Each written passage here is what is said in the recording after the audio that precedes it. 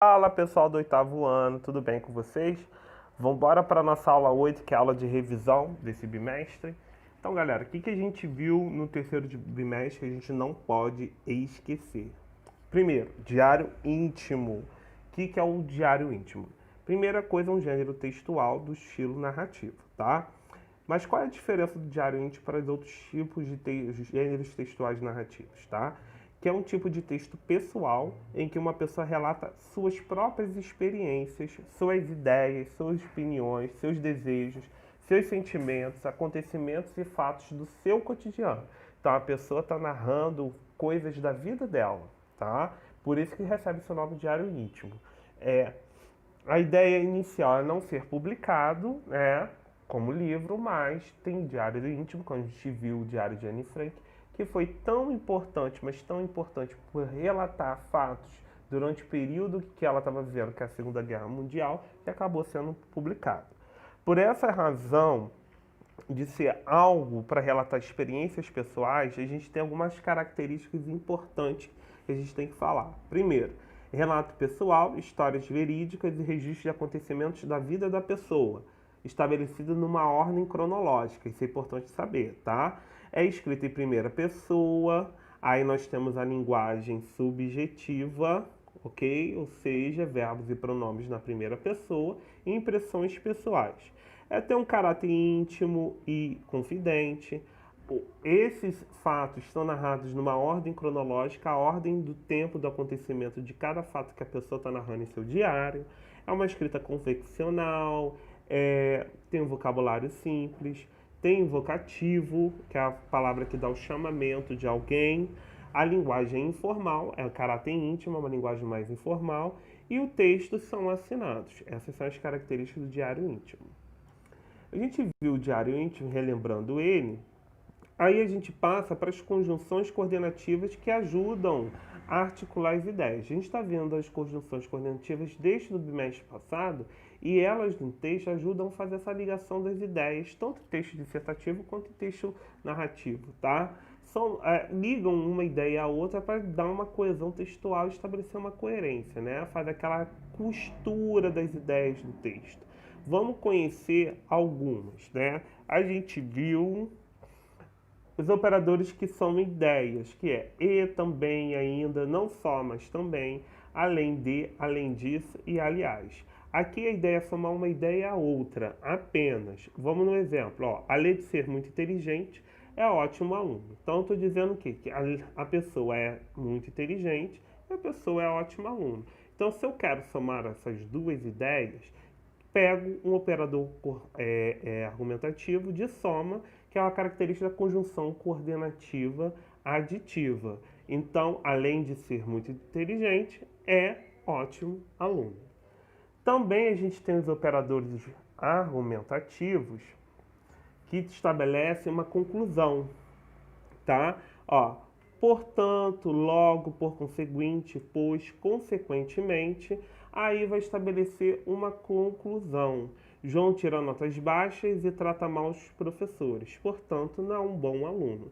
Então, olha só duas ideias somadas, com a conjunção e. João tirar notas baixas, João tratar mal os professores. Qual é a conclusão que a gente pode chegar? Que ele não é bom aluno. Então, portanto, estabelece aí uma conclusão da segunda ideia para as outras demais, tá? Por isso que os operadores argumentativos de conclusão são as conjunções coordenativas conclusivas. Vamos seguindo, conhecendo os operadores argumentativos. Nós temos aqueles que indicam oposição contrária, quebra de expectativa, tem aí ideias contrárias. Mas, porém, contudo, todavia, no entanto, embora, ainda que, posto que, apesar de, todas essas conjunções coordenativas adversativas. Gabriel fez um bom trabalho, mas não foi aprovado. Olha aí como houve uma quebra de expectativa. Se Gabriel fez um bom trabalho, a expectativa é que ele seja aprovado. Entretanto, quebrou essa expectativa, jogamos a conjunção mais para indicar essa oposição, essa quebra de expectativa, essas ideias contrárias. Seguindo aí, nós também temos operadores argumentativos que indicam uma explicação. Por que pois por causa de. Tá explicando a ideia anterior. Estou triste, pois não fui bem na prova. Então, olha a explicação de não ter ido bem na prova. Está triste. Perdão. Olha a explicação de estar triste, não ir bem na prova. Então, a conjunção coordenativa pois está explicando a ideia da oração anterior, da frase anterior.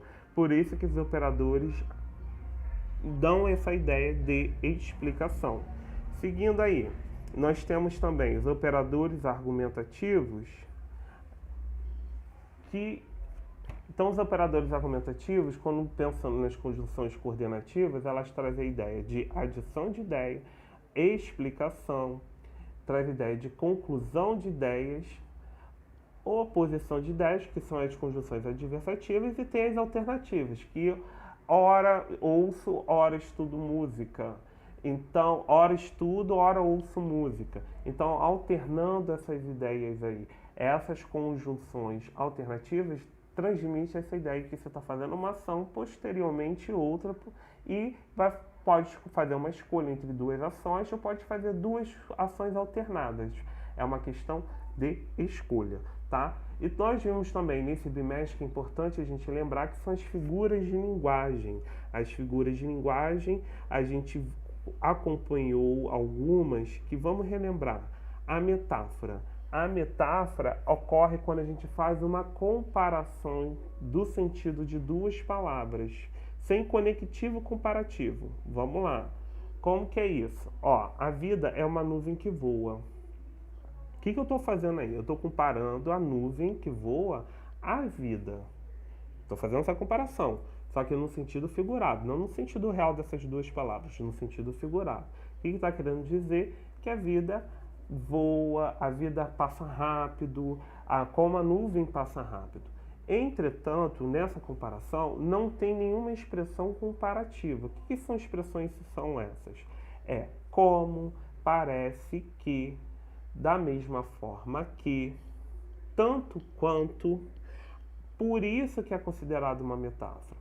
Por quê, galera? Seguindo aí, quando a gente tem essa comparação com esses conectivos comparativos, aí a gente tem uma comparação explícita. Se tem uma comparação explícita, é a figura de linguagem comparação. Olha, seus olhos são como jabuticabas. Eu estou comparando a jabuticaba aos seus olhos, tá? Só que apareceu esse conectivo comparativo como? Então, aí, por essa razão, nós temos a comparação. Se eu retiro esse conectivo comparativo como e falo, seus olhos são jabuticabas, aí eu tenho uma metáfora. Perceberam a diferença entre metáfora e comparação? Conectivo comparativo. Para ter, ambos têm que ter uma comparação. A metáfora, uma comparação no sentido figurado, sem conectivo comparativo. E a comparação tem que ter uma comparação explícita com os conectivos comparativos. Exemplos como, assim, tal qual, parece. Seus olhos parecem uma jabuticaba.